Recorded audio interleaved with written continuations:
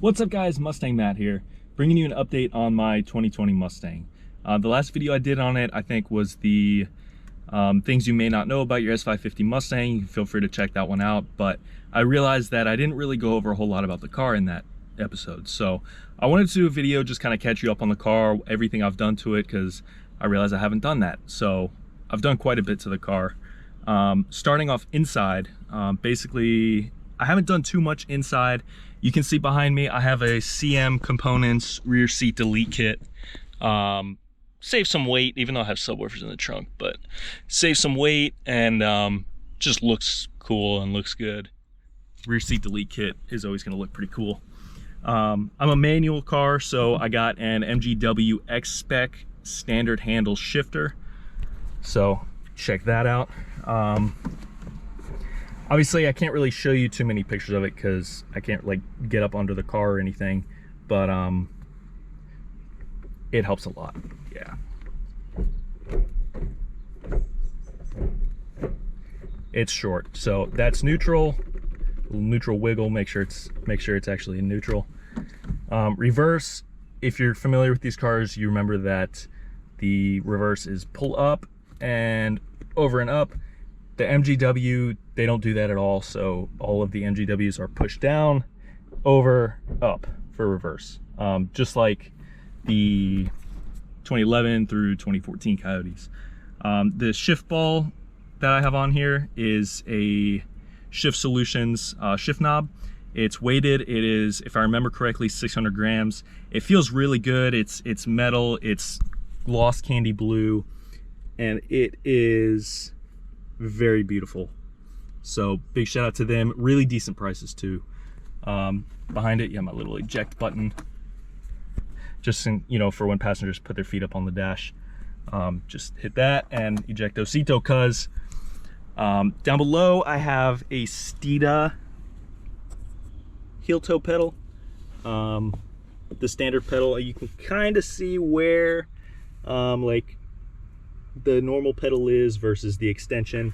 Helps a lot with, you know, heel toeing, because the pedals are kind of far apart on the S550, so when you brake and you go to roll over to the side, it's a bit of distance to hit that factory pedal. So this just makes it so you can just do a quick little rollover and hit that gas pedal for a nice heel toe. Definitely helps. Even though the 2019 and up cars have the auto rev matching, which I use most of the time just for driving around city driving.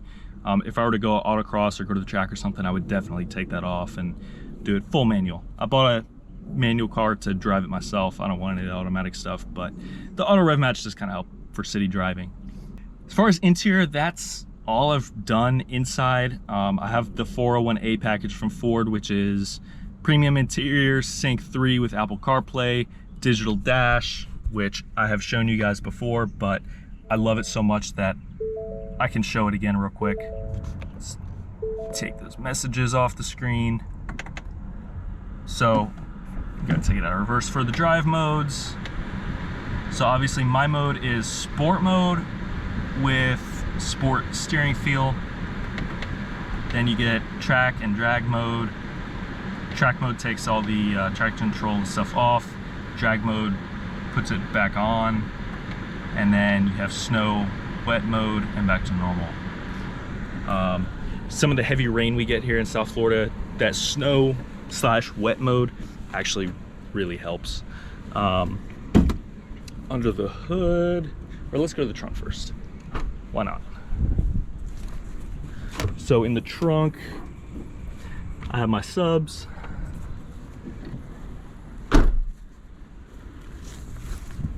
And then coming here under the hood, I'll have to put you down for a second. My car is so dirty right now.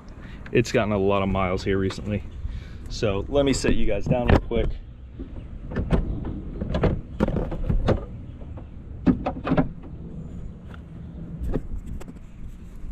So up under the hood, I've removed the engine cover just because I find it kind of large and unnecessary. PMAS air intake.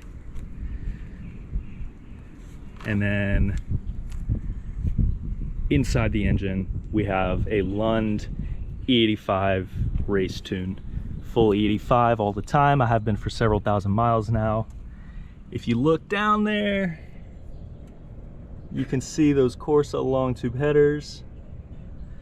I have Corsa long tube headers, Corsa double H pipe, which you can only get from Lethal Performance.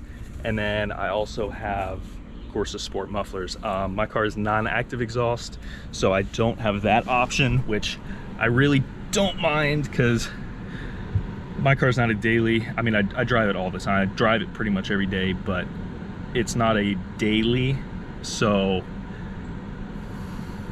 active exhaust, there's never a time that I just want it to like shut up.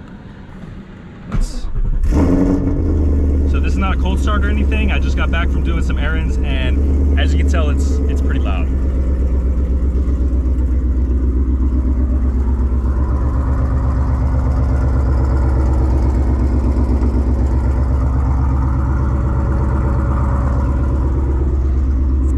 And I have those black tips as well. Let's see, what else do I have done? Visually, I have some stuff done. I'm lowered on HR performance springs. I have 1 inch or 25 millimeter, which is equivalent to 1 inch wheel spacers all around, just to get that fitment looking very good.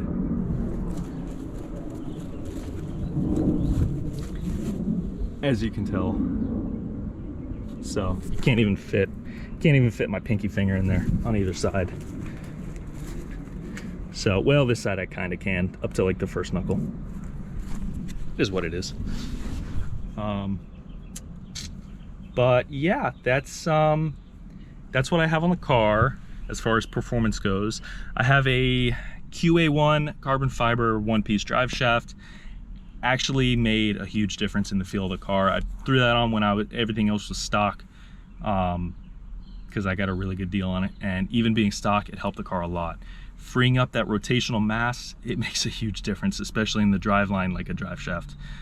Again, I can't really get up under there and show you pictures of it, but I will throw some pictures of it up, like before and after in comparison, whatever. But yeah, that's all I can think of right now. I have broken my wallet over this car, and I need some more to get it like really where I want it. But now, speaking of wallets and money, I just wanted to give a big shout out to this video's sponsor, the Ridge. The Ridge wallets are minimalistic wallets. They are way less bulky than your typical like bifold or trifold leather wallet. Really not a whole lot to it. It holds your cards, it holds your cash, and it does what it's supposed to. Now, I opted for the 18 karat gold plated. However, they have tons and tons of designs, different colors. They have burnt titanium, which applies to us car guys. They have different carbon fiber designs, which applies to us. They have like regular carbon fiber. They have raw carbon fiber, which is a sick look. I almost opted for that one, but bling bling, you know.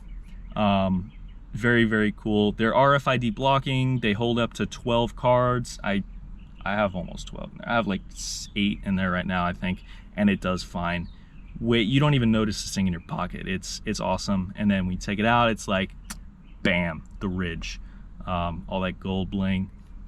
They come with both a strap and a clip, whatever you prefer for your cash. Cash is on the outside, so it doesn't interfere with the money, which is also very cool. And yeah, so big shout out to the Ridge. My link will be down in the description down below. Use code MM116 for 10% off of these, which is a pretty good discount. So click the link in my description down below, head over to the Ridge, and get yourself one of these little minimalistic wallets. Very cool. So wrapping up everything we've done to the car, the visual stuff. Street Arrow splitter, Scott Drake hood vents, black badges, black side badges. Still rocking the chrome pony in the front, but that's okay. Got my little, that's sus. Blue GT emblem on the trunk, V-Land smoke Euro taillights. And then over here on the side, I have the GT500 style, can't talk today, GT500 style side splitters from ZL1 add-ons. Really good deal, easy to install. Just some rivets. Everything on the car was actually pretty easy to install. Oh, I tinted the side markers there. I've tinted out all the lights actually, the turn signals and the mirrors, everything. The side markers over here. Just not a fan of those big red things sticking out. Oh, and a couple things underneath the car, which again, can't really show you too much, but I can throw up some pictures of the before and after. I have UPR vertical links, and I have BMR rear subframe bracing with the Steeda alignment pins for the rear end. Basically, on these cars with the rear subframe, they're IRS, so sometimes that rear subframe can be out of line one way or another. So when you throw those pins in there, you take, you know, there's 4 main bolts that hold up the subframe. Take those bolts out, throw those pins up, get it lined up, bolt it back up. Those pins just take out that extra wiggle room. That way your rear subframe is always centered up. There's plenty more I need to this car. It's getting tints very soon. Tints, I kind of used to hate when people say tints rather than like tint, window tint. But now I find myself saying it all the time. But I'm getting the windows tinted very soon. And then I'm also getting a revised version of the PMAS cold air intake very soon, which I'm definitely gonna do some before and after videos on, so watch for that later. They're supposed to ship sometime after Christmas, so keep an eye out for that, because that should be some interesting findings because of various reasons, mostly lower intake air temperatures. So we're gonna do some before and after videos when I get that in, but that's what's coming up for the car. Really have nothing else planned. I really need a better clutch. I really need better rear axles before I break one of those weak factory axles, but that costs a lot of this. So yeah guys, there you have it. There's everything I've done to the car, everything that's coming up, the couple things that are coming up pretty soon. So let me know if there's anything else specific on the car you want to see, and yeah, remember to follow that link for the Ridge wallets, hit that discount code, 10% off, and I'll see you guys in the next video.